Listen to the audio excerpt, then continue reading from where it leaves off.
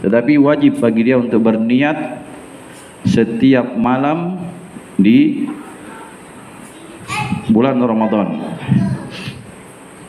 Kemudian terkait dengan masalah puasa, puasa itu dimulai dari masuknya waktu fajar, yaitu maksudnya waktu salat subuh, dan berakhir sampai waktu maghrib. Jadi ketika datang waktu maghrib, maka di situ wajib bagi kita untuk berbuka puasa. Wajib bagi kita untuk apa? Berbuka puasa. Baik. Nah, setelah kita mengetahui perkara ini, bahwa di dalam bersahur itu terdapat berkah ya, dan juga sahur itu adalah pembeda antara puasa kita dan puasanya ahlul kitab, yaitu Yahudi dan Nasara. Ini menunjukkan kepada kita bahwa orang-orang Yahudi dan Nasara itu mereka juga berpuasa tetapi tidak makan sahur. Maka makan sahur ini adalah pembeda antara puasa kita, kata Nabi, wasyami ahlil kitab, dan puasanya ahlul kitab. Kalau yang disebut ahlul kitab itu hanya dua. Yang pertama adalah Yahudi, dan yang kedua adalah Nasrani. Ya, adapun Buddha dan Hindu itu bukan dikatakan ahlul kitab, sebab itu adalah agama buatan, bukan agama dari Allah Subhanahu wa taala. Kemudian sebaik-baik yang dimakai makan sahur itu adalah tamar, kurma. Kurma itu bahasa Persia, adapun bahasa Arabnya disebut dengan tamar. Nah, ini utama ya, kalau kita makan sahur itu dengan apa? Dengan kurma. Tapi biasanya orang Indonesia itu tidak cukup. Dia makan sahur itu harus lengkap lauknya, pauknya. Kalau sudah ada ayamnya, ada ikannya, ada lagi cumi-cuminya, pokoknya ada semua di situ. Jadi makannya itu tidak cukup setengah jam. Karena itu kalau disebut di sini yang paling utama itu mengakhirkan makan sahur, itu maksudnya adalah bagaimana akhir dari makan sahur kita itu, dengan berakhirnya makan sahur maka segera masuk apa? Masuknya waktu subuh. Itu yang diinginkan. Kalau dia makan sahur dari jam 4, dia makan terus, pas jam 5 berhenti dia makan, masuk waktu subuh. Begitu ya.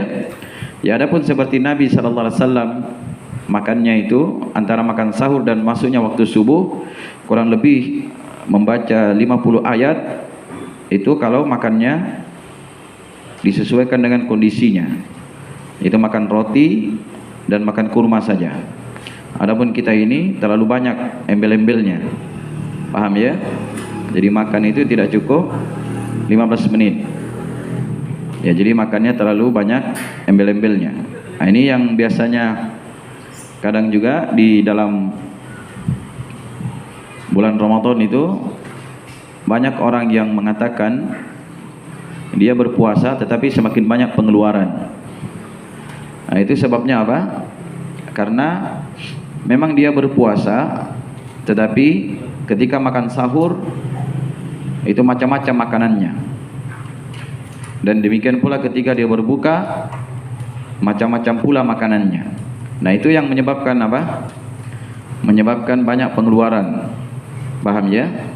Tapi di dalam kehidupan kita ini, di dalam ibadah, kita sangat dianjurkan untuk tidak boros, yaitu makan apa yang cukup bagi kita, tidak berlebihan. Demikian pula kita berbuka puasa, makan yang cukup, tidak juga berlebihan.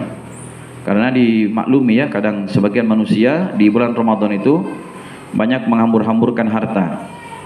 Itu dia sahur hanya makan sedikit, sisanya dibuang. Nanti berbuka juga minumannya berbagai macam bentuk, makanannya juga berbagai macam bentuknya. Ketika dia makan 1-2 saja, sisanya banyak menumpuk, dikasih masuk di kulkas, besoknya tidak mau lagi dimakan, akhirnya dibuang terus. Nah, ini dihindari ya. Di dalam beribadah itu lihatlah kondisi kita semampu kita. Kalau misalnya kita makan kue satu orang itu 3, dalam keluarga itu ada 3 orang, ya paling 9 saja atau 10 kan begitu. Jangan beli sampai tak 50 biji, hanya 3 orang saja dia di rumah. Nah, itu terlalu nafsu namanya. Ya memang kalau belum berbuka itu semua mau dilahap, dilihat ini mau ini, mau ini, mau ini, mau ini. Segiliran pas buka, baru dia minum sebentar, makan, tidak bisa bangun lagi.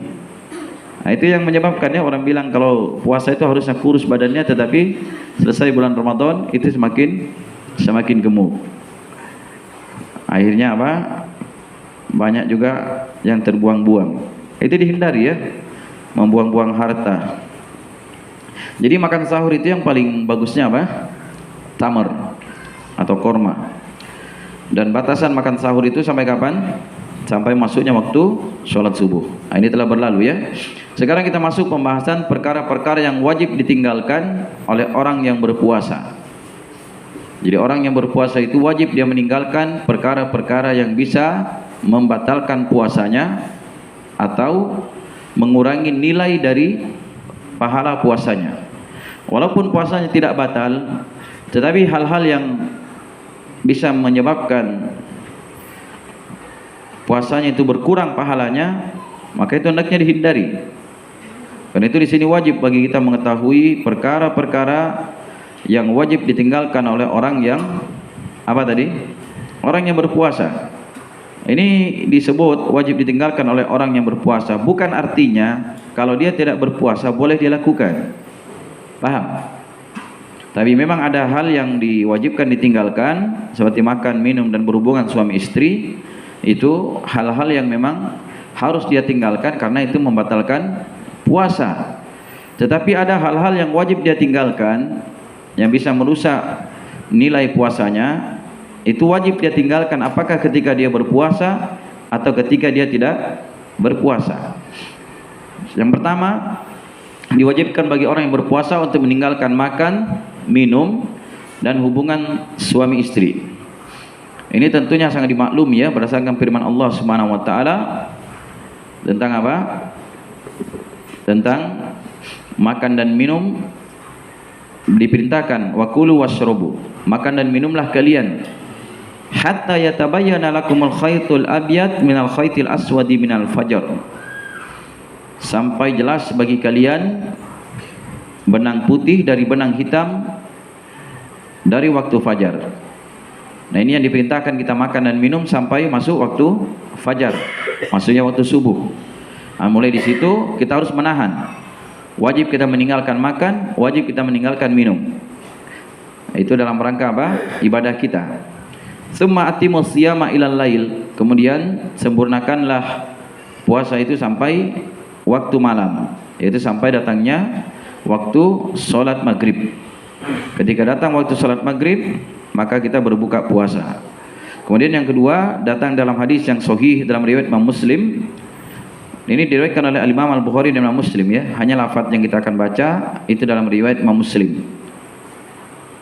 Kullu amali bini Adam yudha'aful hasanatu asyra amthaliha ila sawa'imi'ati di'fin.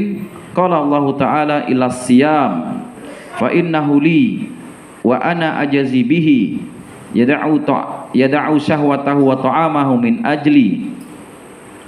Setiap amalan anak Adam itu dilipat gandakan kebaikannya menjadi 10 kali lipat sampai 700 kali lipat. Kemudian Allah Ta'ala berfirman, kecuali puasa fa innahu li, maka puasa itu bagiku. Itu bagi Allah Subhanahu wa taala yang akan membalasnya. Kenapa? Allah sebut di sini wa ana ajazi bihi yada'u syahwatahu. Karena dia meninggalkan syahwatnya. Ini syahwat seksual. Wa ta'amahu, dan makannya min ajli, karena aku, kata Allah. Nah, jadi di dalam ayat tadi diperintahkan untuk meninggalkan makan dan minum, dan di dalam hadis ini terdapat tambahan apa? Meninggalkan berhubungan suami istri. Tapi kapan? Di siang hari Ramadan, yaitu ketika dia berpuasa. Kemudian yang kedua, wajib bagi orang yang berpuasa itu meninggalkan perkataan dusta, makan harta riba dan mengadu domba. juga diharuskan meninggalkan segala perkara yang sia-sia dan yang tidak berguna. Ini berdasarkan firman Allah atau hadis Nabi sallallahu alaihi wasallam, "Malam yada' qaulaz zur wal amali bihi, falaisa lillahi hajatun fi ayyada'a tuhamahu wa syarabahu." Siapa yang tidak meninggalkan perkataan dusta dan dia beramal dengannya, maka Allah tidak ada hajat pada apa yang dia meninggalkan makan dan minumnya, itu pada puasanya. Jadi kalau dia berpuasa tetapi dia tetap juga berdusta, maka ini tidak ada nilai puasanya. Walaupun puasanya tidak batal, tetapi puasanya tidak mendapat pahala. Paham ya? Puasanya tidak mendapat pahala. Nah, ini kan puasa orang yang merugi kalau begitu. Demikian pula datang dalam riwayat yang lain dari sahabat Abu Hurairah dan riwayat Ibnu Huzaimah dengan sanad yang hasan, "Laisa siyamu minal akli wasyarabi, innamas siyamu minal lagwi warrafath." Bukanlah puasa itu hanya sekedar menahan makan dan minum saja, namun puasa itu hanyalah menahan diri dari perbuatan yang sia-sia dan yang tidak berguna. Jadi orang yang berpuasa itu wajib meninggalkan dusta, kemudian apa? Perbuatan yang sia-sia dan yang tidak berguna. Apa di antara perbuatan yang sia-sia, yang tidak berguna? Nah, itu kebanyakan tidur. Dia berpuasa tapi kerjanya tidur saja dari pagi sampai sore. Nah, itu tidak bagus ya. Itu bisa menghilangkan pahala puasa. Demikian pula kerjaan main game. Nah, ini perhatikan ya, bulan puasa itu hendaknya dikurangi pegang HP. Al-Quran yang dipegang. Karena itu kalau belum ada Al-Quran, beli memang sekarang. Dulu pernah kita ada pembagian Al-Quran. Ya. Nah, kemudian apa? Wajib bagi kita untuk membaca Al-Quran setiap hari. Dalam artian kita mengharuskan pada diri kita untuk meraih pahala-pahala yang Allah siapkan di hari itu. Jangan kerjaannya hanya pegang HP saja. Karena pegang HP sebentar buka TikTok. Kalau TikTok itu dibuka, kalau satu dibuka ingin dua, ingin tiga, larut betul. Saya pernah pelajari itu TikTok ya. Dan ternyata masukan-masukan dari teman-teman katanya jangan coba-coba buka TikTok. Tapi saya coba juga buka TikTok. Saya buka tentang pelajaran-pelajaran di situ. Ternyata di setiap pelajaran pun tetap terselip musibahnya banyak. Nah, begitu. Jadi mau tidak mau banyak musiknya, banyak gayanya, pasti perempuan-perempuan banyak berjoget di situ. Nah, itu saya pernah coba ya. Saya bilang bagus kah kalau masuk konten-konten dakwah di situ? Ternyata tidak bagus. Setelah saya pelajari, oh ternyata sangat membahayakan. Jelas ya? Jadi walaupun misalnya kita buka yang bagus di TikTok itu, tetap kita terpancing untuk membuka yang lainnya. Karena dibuka atau tidak dibuka, tetap dia terbuka sendiri. Sama juga Instagram ya. Instagram itu kalau kita tidak penting, tidak usah saja. Apalagi di bulan Ramadan. Kapan kita buka di situ banyak sekali itu perempuan yang bercadar berjoget di situ. La ilaha illallah. Saya pernah punya Instagram. 2 kali saya bikin. Pertama bikin dulu karena penting waktu kami relawan di Lombok. Kita masukkan ini, ternyata lama-lama saya, kenapa banyak muncul semua yang aneh-aneh ini? Saya tanya teman-teman bagaimana cara menghilangkannya, katanya tidak bisa dihilangkan. Bisa dihilangkan tapi kalau dengan cara apa? Kita klik yang bagus-bagus, nanti muncul yang bagus-bagus. Tapi itu pun banyak muncul yang subhat-subhat. Banyak ustadz-ustadz tidak becus juga di situ. Ya, walaupun ada yang bagusnya, cuma fitnahnya lebih banyak. Nah, demikian pula Twitter. Jadi kalau kita mencukupkan diri punya WhatsApp saja, kemudian punya Facebook itu hanya terhadap yang penting-penting saja, nah itu insyaallah ta'ala lebih ringan. Karena saya sendiri saya lihat ini Facebook sekarang ini makin aneh-aneh juga dia. Semakin diperbaharui banyak lagi iklan-iklan baru. Waduh, diperbaharui lagi ada lagi iklan baru. Jadi kita hindari, ditutup tetap muncul juga. Nah, ini kan bikin lalai juga di situ. Jadi apa di bulan Ramadan itu kalau kerjaannya hanya seperti itu, ini bisa menghilangkan pahala puasa kita. Paham ya? Pahala puasa itu hilang. Walaupun puasanya sah, tetapi dia menjadi orang yang merugi karena tidak mendapat pahala dari puasanya. Kadang bahkan dengan perbuatan itu menyebabkan kita larut dan banyak dosa yang terjadi di situ. Ini Di Facebook saja kadang muncul iklan-iklan porno itu ya. Itu ada. Silakan klik ini, silakan klik ini. Kira tidak klik saja kan terklik sendiri. Nah, itu banyak seperti itu. Kalau orang-orang yang baru besar itu, baru mulai hidup dewasa dalam dunia ini, diberi HP anak-anak begitu, waduh, mereka akan larut. Begitu ya. Nah, ini dari hal-hal yang hendaknya apa? Diperhatikan. Harus kita perhatikan di bulan Ramadan itu fokus kita untuk membaca Al-Quran siangnya dan malamnya. Karena jiwa itu kalau disibukkan dengan perkara yang bagus, dia akan semakin rindu dengan kebaikan. Tapi kalau dia tidak sibuk dengan hal-hal yang bagus, dengan ibadah, maka otomatis jiwa itu biasanya lebih cenderung untuk mengajak kepada kejelekan.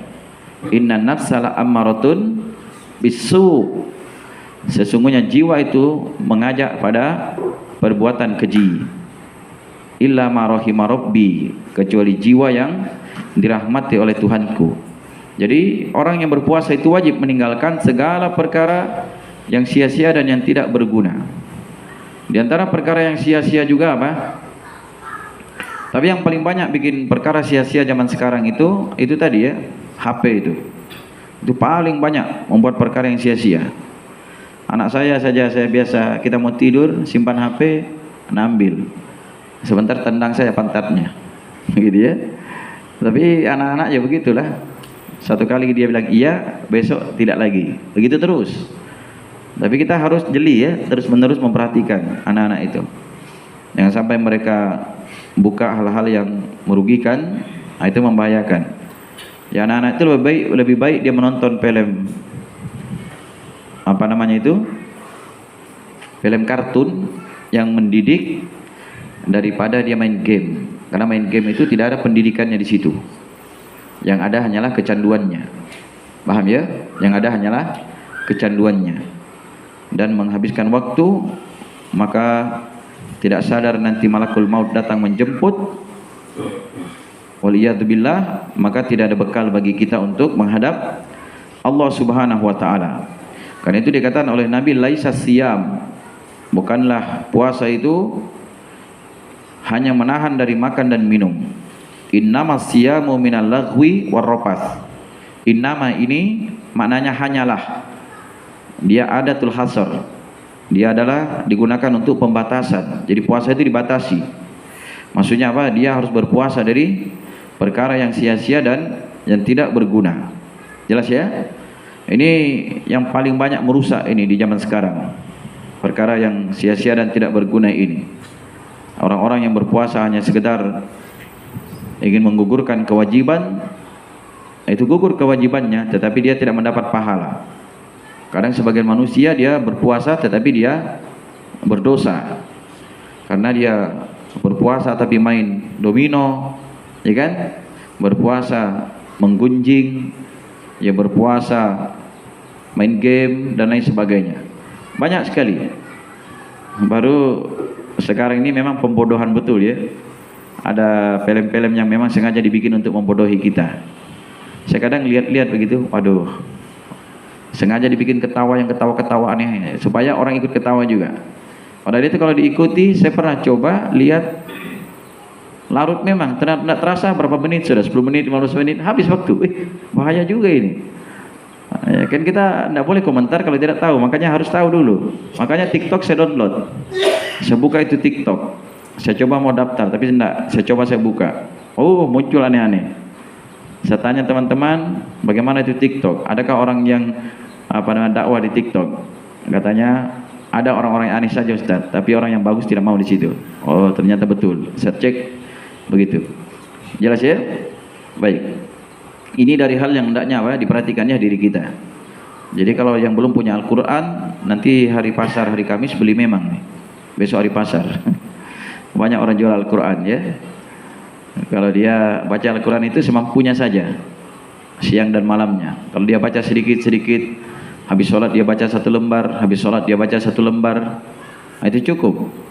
Walaupun hanya 1 lembar dia baca setiap habis sholat, dikali 5 waktu sholat berapa? 5 lembar. Ya, sementara 1 juz itu 10 lembar. Ingat ya, 10 lembar itu 2 halaman bolak-balik. Berarti dia 10 lembar atau 20 halaman itu 1 juz. Kalau setiap sholat itu dia baca 2 lembar, berarti 4 halaman kan? 5 sholat berapa? 1 juz. Masya Allah. Nah itu bagus ya. Apalagi di akhir-akhir puasa, mau mendekati berbuka puasa di sore hari, jam-jam 5 sudah menjelang maghrib, itu tempat yang harus banyak-banyak kita gunakan untuk berdoa di situ. Karena menjelang berbuka puasa itu doa akan dikabulkan. Nah, jangan dimainkan perkara yang sia-sia di situ. Nah, disinilah ibu-ibu itu harus pandai mengatur diri. Dia atur bagaimana dia bisa selesai untuk berbuka itu, jangan sampai datang waktu berbuka. Karena difokuskan dia untuk memperbanyak doa. Walaupun doa kita tidak banyak, tapi kita ulang-ulang terus. Paham ya? Jadi diulang-ulang doa itu, doa minta pengampunan dan minta rahmat, serta dijadikan dia istiqomah di atas Al-Quran was sunnah dan mati di atasnya. Cukup itu. Paham ya? Supaya ditetapkan juga hatinya di atas kebenaran. Tidak usah terlalu banyak minta rezeki sana sini, sana sini, sana sini. Oh, banyak sekali disebut semua. Kalau ada yang keluar baru, ya Allah, kendaraan ini tolong mampukan saya untuk belinya. Itu lagi. Kalau ada begini, ya Allah, tolong mampukan saya untuk ini. Itu sudah. Dunia itu bagaimanapun hebatnya tetap kita kalah. Tapi kalau kita minta rahmat Allah, minta pengampunannya, maka dunia itu Allah yang menjamin. Paham ya? Dunia itu Allah yang menjaminnya. Kemudian di sini disebutkan dari hal yang perlu kita tinggalkan itu adalah meninggalkan puasa wisol. Puasa wisol itu datang dalam hadis diriwayatkan oleh Imam Al-Bukhari dan Imam Muslim. Nah, Rasulullah sallallahu alaihi wasallam anil wisol. Qalu innaka tuwasilu, qala inni lastu mislakum. Inni lastu mislakum. Inni at'amu wa asqa. Rasulullah SAW bersabda, ini disebutkan oleh Abu Hurairah dan Aisyah serta dari Anas bin Malik ya, hadis ini, bahwasanya Rasulullah SAW melarang dari puasa wisol. Maka para sahabat berkata, sesungguhnya engkau melakukan wisol. Maka beliau menjawab, sesungguhnya saya tidak seperti kalian. Saya diberi kekuatan makan dan minum. Jadi diberi kekuatan makan dan minum. Apa itu puasa wisol? Puasa wisol itu menyambung puasa 2 hari atau menyambung 2 puasa. Kalau dia menyambung 2 puasa berturut-turut, itu hukumnya haram. Jadi begini ya, ini kan dia makan sahur. Jadi 1 hari dia berpuasa sampai waktu maghrib, dia tidak berbuka. Terus sampai lagi masuk puasa esok harinya. Nanti masuk waktu berbuka besoknya baru dia berbuka. Ini berapa hari namanya berpuasa? 2 hari. Ini hukumnya haram. Paham ya? Menyambung puasa 2 hari berturut-turut. Kemudian yang kedua, itu menyambung puasa itu, maksudnya wisol itu dia tidak berbuka ketika waktu berbuka. Jadi ketika datang waktu maghrib dia tidak berbuka. Nanti tengah malam jam 12 malam baru dia berbuka. Itu hukumnya makruh. Paham? Hukumnya makruh. Tetapi yang paling bagusnya itu ketika datang waktu berbuka, segera dia berbuka. Beda dengan orang-orang Syiah ya. Orang-orang Syiah itu kalau mereka berbuka menunggu bintang muncul. Kalau muncul itu bintang di langit, baru dia berbuka puasa. Nah, itu kerjaan orang-orang Syiah seperti itu. Paham ya? Baik, ini tadi hal-hal yang wajib ditinggalkan oleh siapa? Orang yang berpuasa. Makan, minum, berhubungan suami istri di siang hari Ramadan. Kemudian meninggalkan perkara yang sia-sia, meninggalkan ucapan dusta, kemudian perkara perkara keji, dan demikian pula meninggalkan wisol. Itu puasa berturut-turut. Kemudian perkara-perkara yang jika terdapat pada orang puasa boleh baginya untuk berpuasa. Apa itu? Yang pertama, kalau dia bangun kesiangan karena junub, itu boleh tetap dia berpuasa. Ingat ya, ini junub ada 2 macam. Yang pertama karena mimpi, dan yang kedua karena Karena berhubungan suami istri. Nah, ini anggaplah di malam hari dia berhubungan suami istri, dia tidur. Setelah dia tidur, pas dia bangun sudah berlalu waktu Waktu subuh. Nah, berarti ini kan dia namanya kesiangan. Yang dianggap kesiangan itu tidak mesti dia bangun jam 8, jam 9. Kapan dia sudah melewati waktu sholat subuh, berarti apa? Itu dianggap kesiangan. Karena waktu menahan puasa itu sejak kapan? Sejak masuknya waktu subuh. Kalau sudah lewat waktu subuh berarti sudah masuk siang, itu namanya. Nah, sekarang bagaimana kalau dia bangun kesiangan sementara dia belum mandi junub? Ini boleh. Sebagaimana hadis Aisyah dan Ummu Salamah, anna Nabiyya sallallahu alaihi wasallam kana yudrikuhu al-fajr wa huwa junubun min ahlihi summa yaghsilu summa yaktasilu wa yasumu. Sesungguhnya Rasulullah sallallahu alaihi wasallam kadang-kadang itu dijumpai oleh waktu subuh, ya, sedangkan beliau dalam keadaan junub dari istrinya. Ya, wa huwa junubun min ahlihi, junub dari istrinya. Tsumma yaghtasilu, kemudian beliau pun mandi, wa yasumu, dan beliau berpuasa. Ini menunjukkan bolehnya. Jadi tidak ada perbedaannya apakah junub karena mimpi atau junub karena berhubungan. Lalu bagaimana kalau misalnya dia tidur di siang hari kemudian junub? Apa tadi saya katakan? Tidur. Jangan sampai bilang junub dengan istrinya siang hari. Itu lain hukumnya, ya. Dia tidur dia gini, pagi kan angkatlah capek pagi. Tidur dia, mimpi dia. Bangun dia jam 10, junub dia. Bagaimana hukum puasanya? Dia lanjutkan. Paham ya? Dia lanjutkan. Tapi kalau sengaja dia datang istrinya, itu hukumnya lain nanti di belakang. Itu wajib bagi dia bayar kafarah. Paham ya? Baik. Jadi ini bolehnya, ya. Jadi jangan sampai dia tidur itu kesiangan, dianggap wah, saya kesiangan ini, junub ini, sehingga dia tidak berpuasa. Maka tetap dia berpuasa. Kemudian juga diperbolehkan untuk bersiwak bagi orang yang berpuasa. Jelas ya? Apakah dia bersiwak menggunakan kayu siwak atau dia bersiwak menggunakan apa? Odol. Menggunakan sikat gigi pakai odol, itu boleh. Ini juga dibolehkan menyikat gigi dengan pasta gigi. Tetapi dia tetap menjaga jangan sampai masuk ke dalam kerongkongannya. Itu apa? Dalam tenggorokannya. Jelas ya? Maka mempergunakan pasta gigi itu hendaknya jangan mengambil yang sangat kuat pengaruhnya. Ini berdasarkan hadis Nabi sallallahu alaihi wasallam dalam riwayat Al-Imam Al-Bukhari dan Imam Muslim, laula an asyqa ala ummati la amartuhum bisiwak inda kulli salat. Andaikan tidak memberatkan umatku, maka saya akan perintahkan mereka untuk bersiwak setiap kali hendak salat.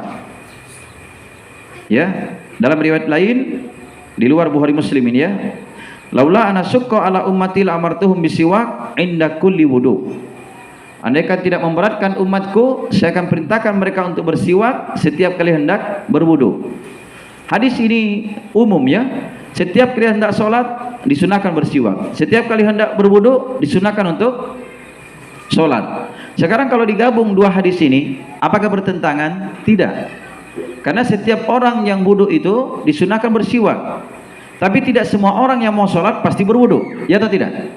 Anggaplah dia sudah waktu zuhur tadi dia berwudu, sholat dia zuhur, kemudian apa? Nanti waktu asar wudu dia belum batal.